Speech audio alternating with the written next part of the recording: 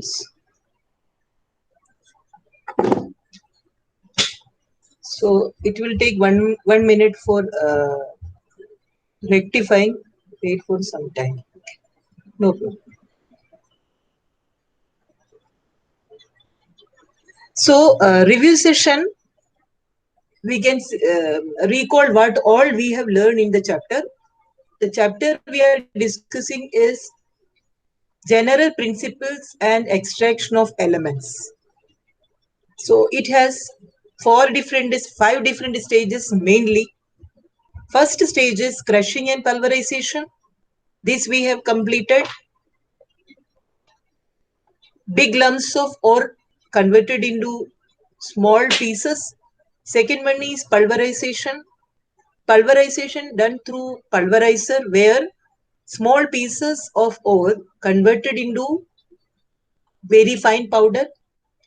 And second stage of extraction is concentration of the ore. Concentration of the ore is also known as benefaction of ore. Concentration of the ore depends on nature of metal as well as nature of impurities, hydraulic washing, magnetic separation, froth flotation method. These are all methods we have discussed as physical methods. One more method is also there. It is coming under the category chemical method, and the example is leaching. In leaching process, generally we are using a solvent which reacts with the metal part, forming corresponding compound, so that we can process and we will get the metal part separate. This also we have completed. Third stage is conversion of concentrated ore into metal oxide. Maybe you can remember that there are two methods mainly.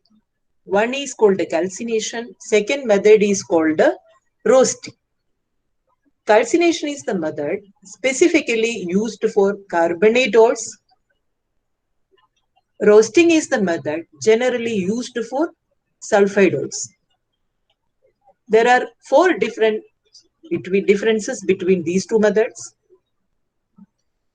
Calcination is chemically a decomposition process where small quantity of oxygen get consumed. While roasting is a process where large quantity of oxygen is consuming, so it is called an oxidation process. Both the process involve evolution of volatile substances, that means volatile impurities and moisture. So this we have already discussed. Fourth stage is reduction of metal oxide into impure metal. Metal oxide converted into metal, crude metal. This particular phase, only one particular substance is consuming, and that is called a reducing agent. Reducing agent depends on nature of metal. If carbon is used as a reducing agent, either in the form of coke or in the form of carbon monoxide, the process is called as melting, and melting is normally carried out in blast furnace.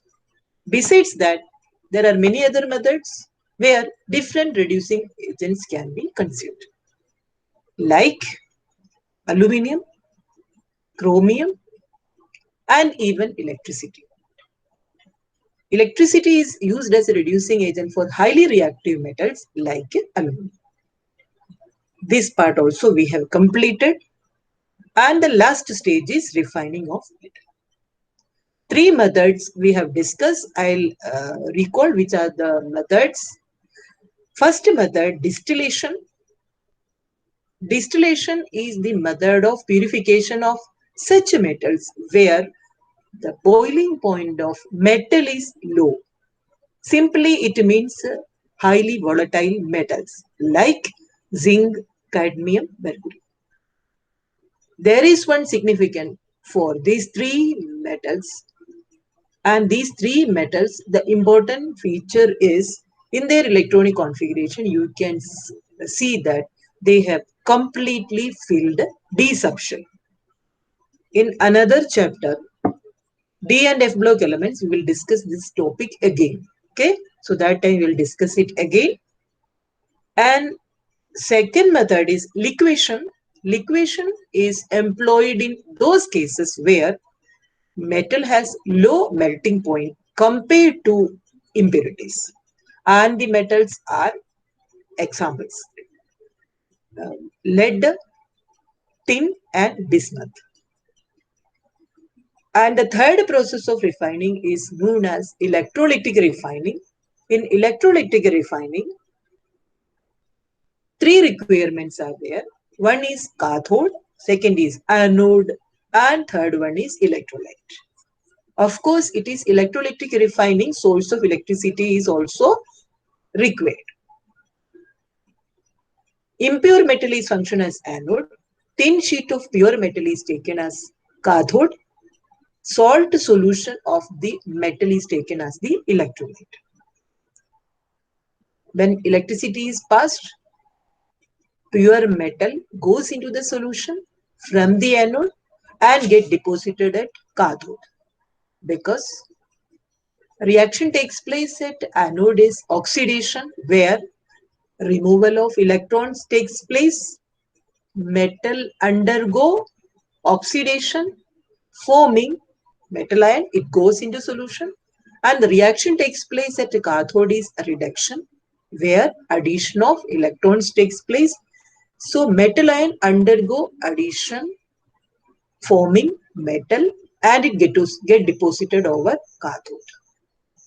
And the most important point is like this: after the process, anode become thin and cathode become thick.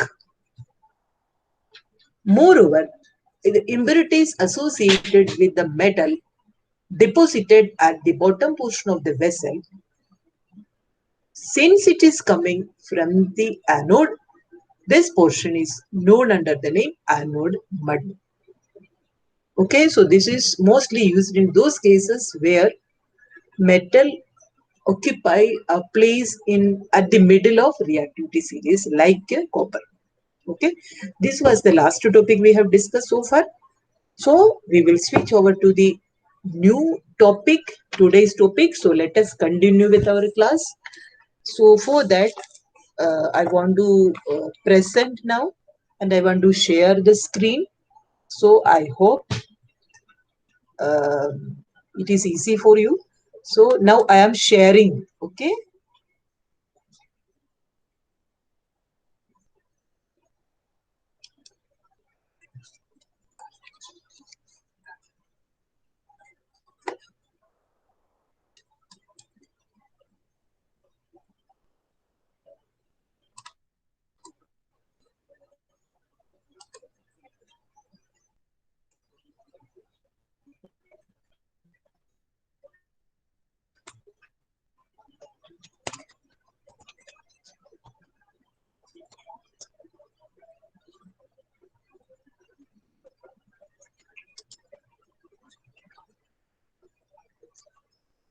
Is the screen is visible to you? Sai Ram. Yes, ma'am. Okay, very good. Correct.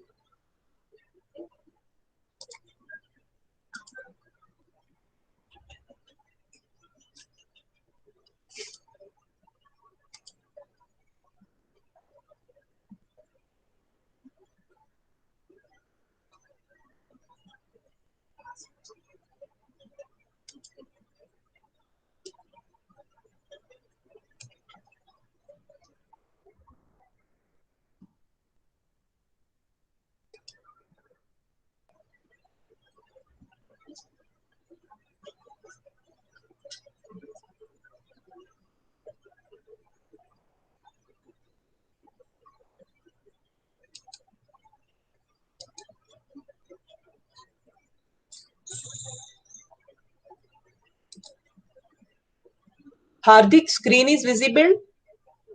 Hardik? Yes, ma'am, it is visible. Okay.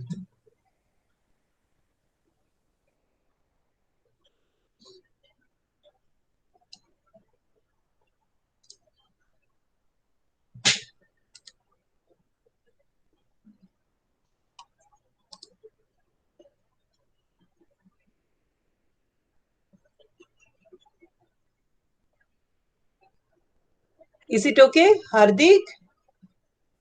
Yes, ma'am. Okay, good. Now let us start.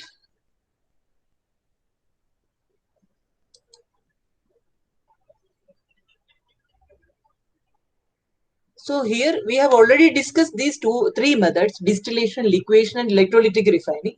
So we will move to the next method of purification, that is zone refining.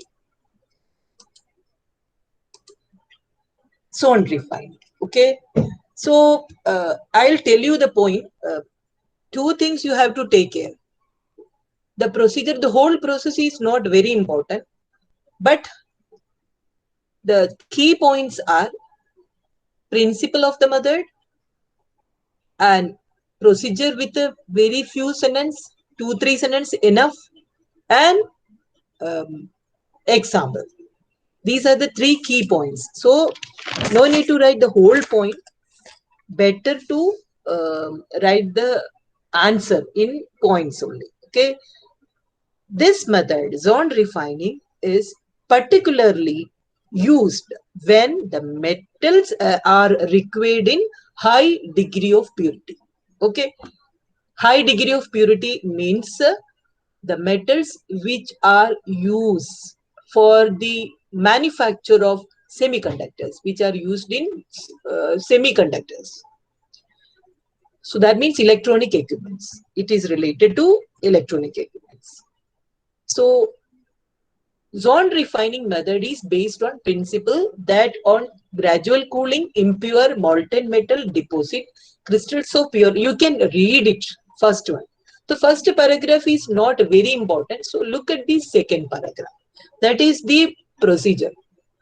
In this method, impure metal is cast into a thin bar. You can see that this is the car, this is the bar. See, you can see that this is the whole bar from this side to this side.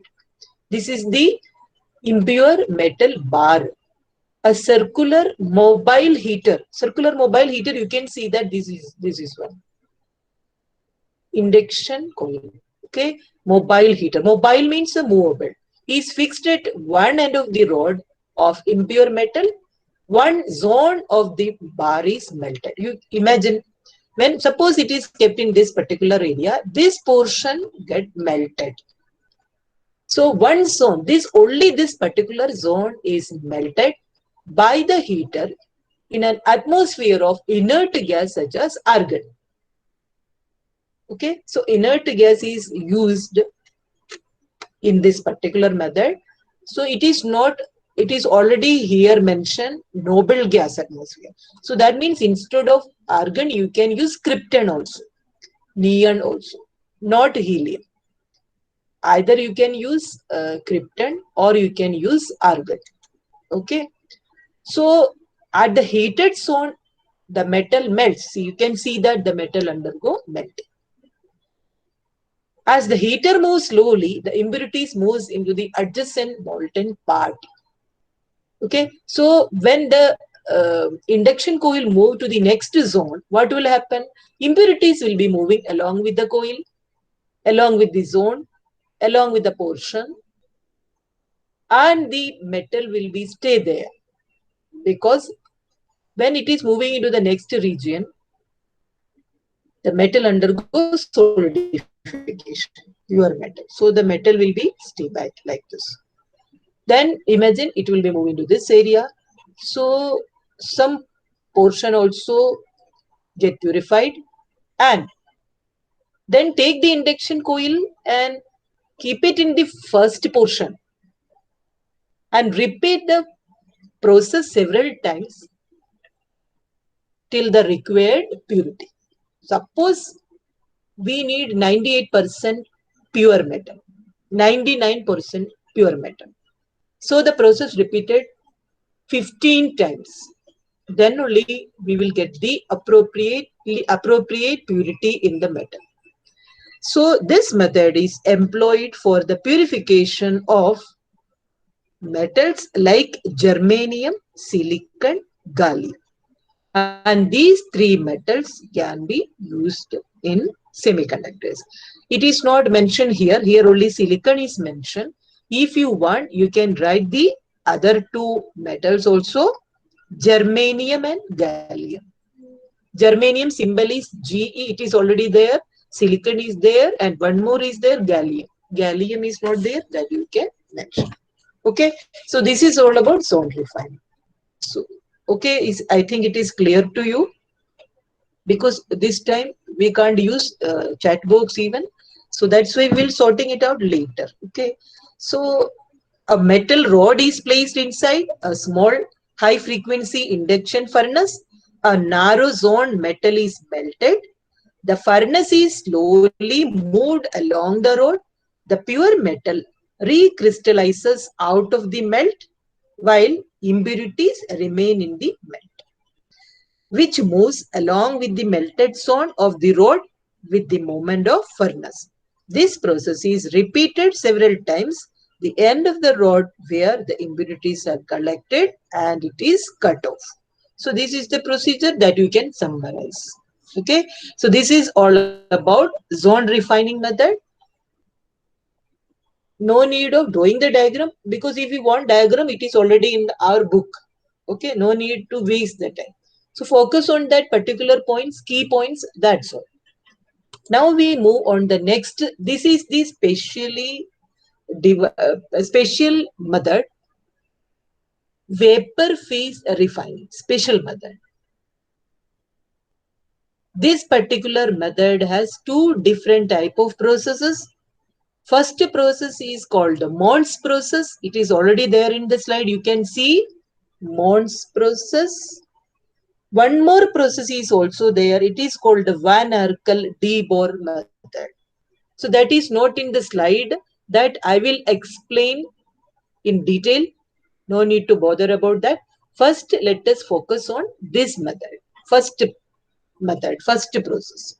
Vapor phase refining is based on the principle that certain metals are converted into their volatile compounds. That is the meaning of the term vapor phase refining, because refining takes place in the vapor phase, because it is only for volatile compounds, while the impurities are not affected during the compound formation. Okay, the volatile compound form decomposes on heating to give pure metal. It means there are two stages for this process. The first stage is conversion of metal into its volatile form. It is in the form of a compound. Second stage is heating this volatile compound. It decomposes to get a pure metal. So these are the two stages. If you want to write, you can write the first two sentences. That is more than sufficient. You can write it. It is good. Okay. Vapor phase refining is based on the principle that certain metals are converted to their volatile compounds while the impurities are not affected during the compound formation. Okay.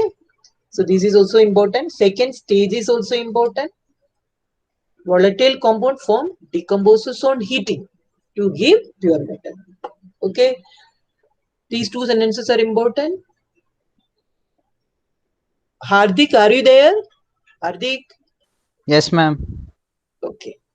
In between, I am asking because I will make sure whether all are listening or not. Okay. Yes, ma'am.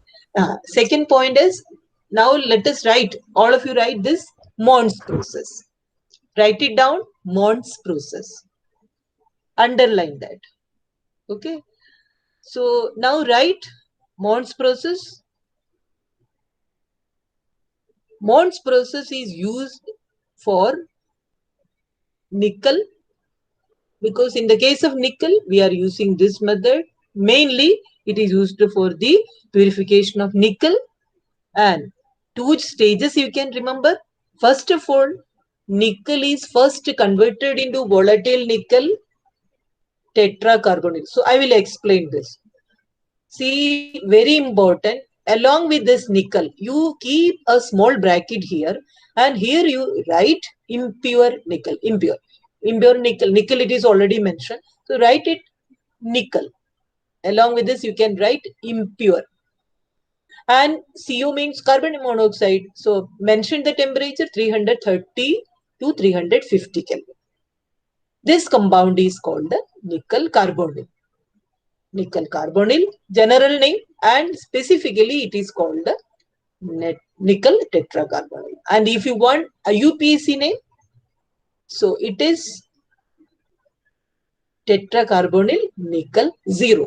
Because in this case, the oxidation state of nickel is 0.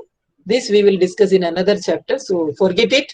So write simply nickel tetracarbonyl. And in bracket, you can write it is volatile. Volatile means it is in vapor phase. This much explanation you need to write along with the equation. Second stage of the process is on heating nickel tetracarbonyl. Look at this nickel tetracarbonyl. Look at the temperature and mention the same 450 to 470 Kelvin. We get nickel. And here in bracket you can mention pure. Nickel in the pure form. And here the byproduct obtained is carbon monoxide. So this is all about Bond's process. Second process, Hardik, you try to navigate me. Okay, you keep on writing, and if you could not write properly, you tell me. Okay, Hardik? Yes, ma'am. Okay, Are ma'am. you there? Because only I can communicate through you, so you will tell. Because next process is not in the slide. I will go back to the class, so it will take again 2-3 minutes. I will try to avoid that. So write the next process. Write Van Arkel. I will tell you the spelling Van. Capital letter V, VAN, gap, Arkel, ARKEL, Van Arkel. Then put a hyphen. D bore, D small letter, DE, then a gap, then write the second part, BOER, B for ball, BOER, method, Van Arkel D Bohr method. Okay. Now, first I'll give a brief related to this process. I will brief it now. So accordingly, you can write it down. Okay. This method is used in the case of metals like zirconium and titanium. Write the symbol ZR. ZR means zirconium. Okay, and next metal is titanium, Ti. Okay, zirconium and titanium. And this is very useful for removing all oxygen and nitrogen present in the form of impurity. So that is a speciality of this method. Understand? This method is used to remove all oxygen and nitrogen present along with the metal. This is the special method. Okay. And in this case, again, two stages are there. Two stages, just like nickel, two stages are there. Which are the two stages? So write first one, put the number 1, right? Put 1, then write crude metal is heated. Crude metal is heated in an evacuated vessel. In an evacuated vessel with iodine. With iodine to form metal iodide,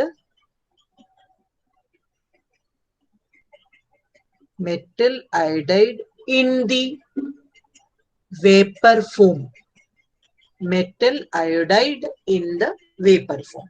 Okay. So then I'll tell you how to write it down. In this case, we have written here nickel. Instead here, you have to write in this process zirconium, Zr plus I2. I2 means iodine. Iodine, you know that iodine is a diatomic element. So I2 gives zirconium iodide. Zirconium is tetravalent. So the formula is Zr(I4). Zr(I4). And balance the equation. Look at the right side. 4 iodine atoms are there. So here you can write 2. So I'll read the equation again. Zr plus 2I2 giving is Zr(I4). Okay. This is the first stage. Then put number 2, second stage of the same process, right? The metal iodide is decomposed on a tungsten filament. Tungsten, you know that tungsten is an element which is used for making lamps. Inside the lamp there is a small thread like part. It is called a tungsten filament. So I'll repeat, the metal iodide is decomposed on a tungsten filament, electrically heated at about 1800 Kelvin. 1800 Kelvin. The pure metal is then the pure metal is then deposited on the filament. Okay. Now write the equation. Zr(I4), take it again in the second equation. Zr(I4) as the reactant. Make the arrow. Above the arrow, you need to write tungsten. Write the symbol W. Below the arrow, you need to mention temperature, 1800 Kelvin. Then products Zr plus 2I2. And in this case, you have to mention Zr pure. And in the first case, you have to mention Zr as impure. Okay, I hope it is clear to you. Now we will go to the next stage. Hardik. Yes, ma'am. Return the whole second. Yes, ma'am. Okay, thank you. Now we will go to the next method, chromatography. This we have already learned. We know something related to this. First point you have to remember that chromatography is a method which is based on the principle that different components of a mixture are different adsorbed on an adsorbent. So simply it means chromatography is based on the principle of adsorption, AD. We have learned in surface chemistry chapter, okay? Maybe you can recall. Simply you can write that. Only one sentence, chromatography is based on the principle of adsorption. Enough. More than sufficient. Okay. And next paragraph is the process. A mixture is put in a liquid or gaseous medium which is moved through a porous medium. Different components of the mixture are adsorbed at different levels in the form of bands. Okay. We can avoid that portion even. So next paragraph is important. The components are treated with a suitable solvent to separate them from the adsorbent. This process is called elution. Okay, this process is called elution. The components are treated with a suitable solvent to separate them from the adsorbent. This method is, or this process is called elution. And one thing you can add, in this case, the adsorbent used are silica gel or alumina. Silica gel or alumina. Silica gel or alumina, not aluminium. Alumina means it is a compound, Al2O3 formula. Okay. So in the figure it is already mentioned, no need of this even. So here this is related to uses of aluminium, and this is already there in the book that you can read. uses of metals. Especially, you need to remember uses of 4 metals, very important. Which are the metals? Aluminium, iron, copper, and zinc. Okay, these 4 metals you need to write the use. Okay, write the use. I think minimum 4 uses for each metal. You have to write it in the copy. Leave the space for that. Now I am stopped sharing. Okay.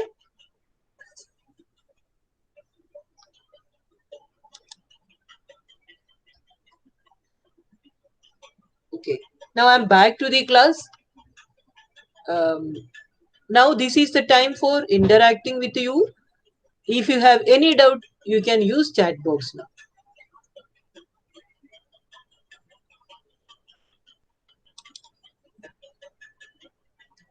You can use chat box if you have any doubt. Is it clear to you all? So this is the last topic, electrolytic refining, last process. Okay. Next class we will discuss. I will tell you. Now we have 4 topics left in the same chapter. 4 topics. It is not 4 topics. One topic only. Extraction of some metals we have to learn. Which are the metals we have to learn? 4 metals again. Which are the metals? Iron, aluminium, zinc, and copper. Okay, these 4 metals extraction is very important. So next class we will discuss the methods in brief. So no need a whole explanation because every part, every stages of the process we have learned. So now this is more than sufficient, so that we will discuss in the next class. Okay, if you have any queries, you can do it now. Anybody has any doubt?